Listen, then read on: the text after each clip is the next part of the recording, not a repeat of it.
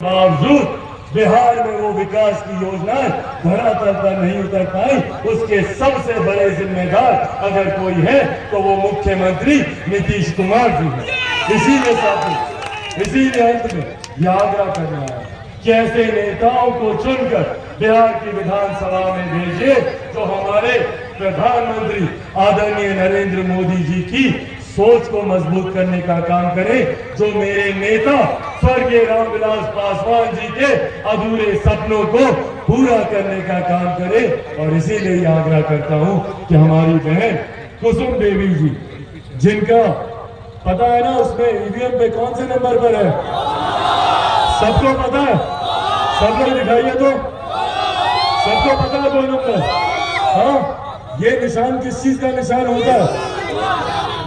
Victory का निशान होता है, विजय का निशान होता है। तो विजय तो पहले से ही सुनिश्चित है। इस बात को हम लोग को तय करना है कि 3 तारीख को कोई ना छूटे, कोई भी नहीं छूटना चाहिए।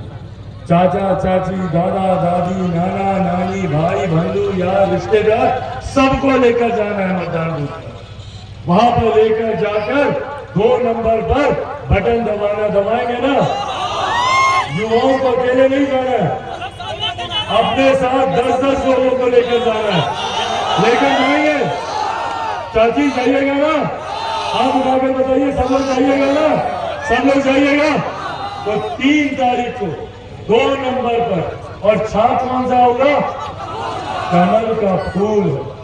कमल के फूल पर बटन दबाकर आप लोगों को अपना आशीर्वाद देना। और सही मायने में मेरे नेता को अगर श्रद्धांजलि, मेरे नेता के तमाम समर्थक, यहाँ पे मौजूद तमाम लोग सही मायनों में स्वर्गीय रामविलास पासवान जी को श्रद्धांजलि, जिन्होंने अपनी अंतिम सांस तक बिहारियों के लिए वो चिंता करते हैं। साथ ही में यहाँ से जिनका निधन हुआ सुभाष जी, वो भी अपनी अंतिम सांस तक संघर्ष करते रहे। सही मायनों में इन दोनों नेताओं को अगर सही में श्रद्धांजलि होगी तो वो श्रद्धांजलि हमारी बहन कुसुम देवी जी की जीत से वो श्रद्धांजलि होगी। यही अंत में आप लोगों से वादा लेने आया हूँ, और अंत में आप लोगों से पुनः याद करूंगा और ये विश्वास दिलाकर जाऊंगा कि चिराग पासवान मजबूती से हर सुख दुख में आपके साथ खड़ा, और आप लोगों का साथ ही है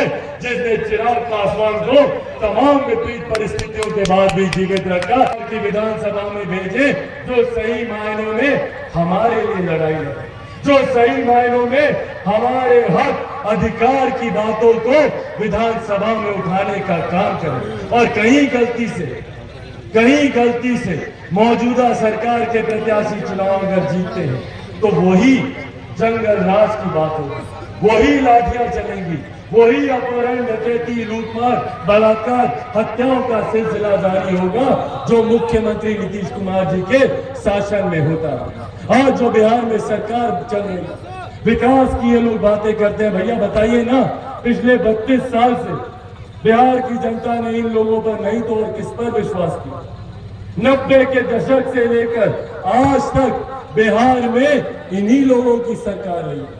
भले वो राष्ट्रीय जनता दल हो या जनता दल यूनाइटेड हो, यही लोग पिछले 32 साल से सरकार में। और आज ये लोग बात करते हैं भैया हम लोग बिहार में विकास करेंगे। जो लोग जब सत्ता से बाहर होते हैं तो लाखों रोजगार देने की बात करते हैं, और जब सत्ता में आते हैं तो वापस से लाठी चलाने का काम हमारे युवाओं पर, हमारे शिक्षकों पर किया जाता है। ये इनकी दोहरी नीति को दिखाता है। जब विपक्ष में कोई रहता है तो कहा जाता है भैया सीटेट बीटेट सबको भर्ती की जाएगी। 7वें चरण की भर्तियों की बात होती है, सुशासन की बात होती है, यहाँ पर मंगल राज कायम करने की बात होती है। पर वही सत्ता में आने के बाद वही अपहरण, वही हत्या, वही बलात्कार, वही लूटमार का सिलसिला जारी होता है। ये अब हम लोगों को समझना है और हम लोगों को जानना है कि भैया सही मायनों में कौन दिन रात सुख दुख की घड़ी में हमारे साथ खड़ा है, कौन सही मायनों में हम लोगों के लिए लड़ाई लड़ने का काम करता है।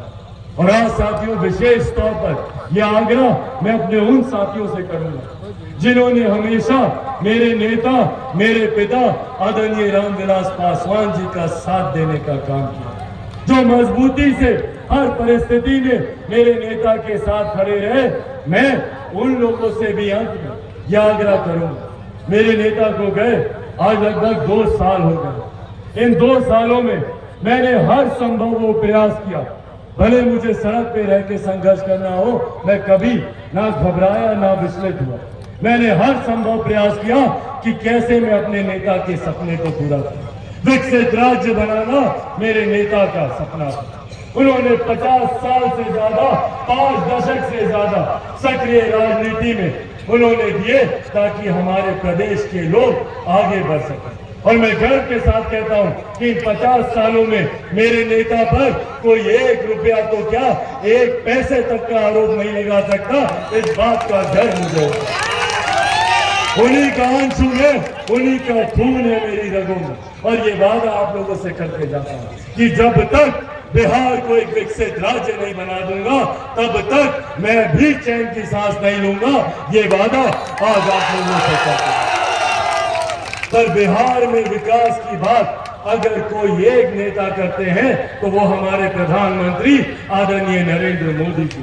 कोई एक व्यक्ति जो बिहार को विकास की राह पर मजबूती से आगे लेकर जाने की सोच रखते हैं, भैया मैं उनकी सोच में कभी कोई खोट नहीं हो सकती। हमारे प्रधानमंत्री जी की सोच यकीनन यहाँ पर जिनके माध्यम से वो विकास को धरातल पर उतारने का प्रयास कर रहे थे, वो नेता गलत थे।